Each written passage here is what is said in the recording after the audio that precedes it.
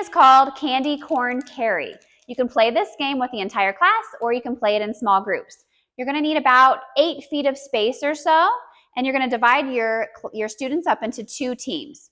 They're going to stand in single file line. You're going to want to put a chair in front or next to each team, and then about 8 feet out, you're going to want to have either a couple desks or a table that they each have their own section on. So you're going to take, there's 2 supply bags with fall objects.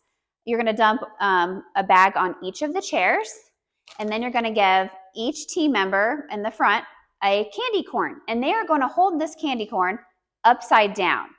They're going to then take the objects and try to transfer them over to the table.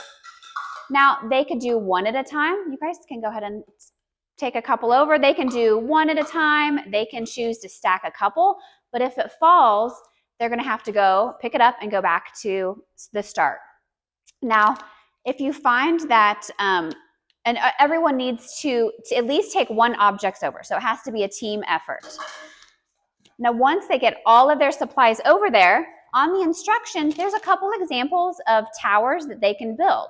So they're going to have to use their own creativity and use all of the supplies to build one of the towers, just using their imagination. You can show them the picture so they can kind of get an idea.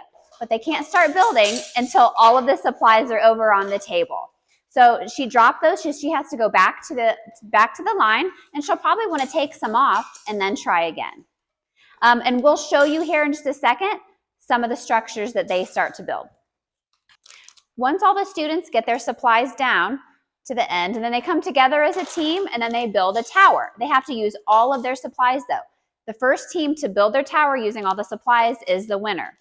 And like I mentioned before, on the instructions, there are pictures, so you may want to show them a picture ahead of time just to give them a little bit of an idea, but this makes such a fun little STEM project for them. And that's candy corn. Have fun.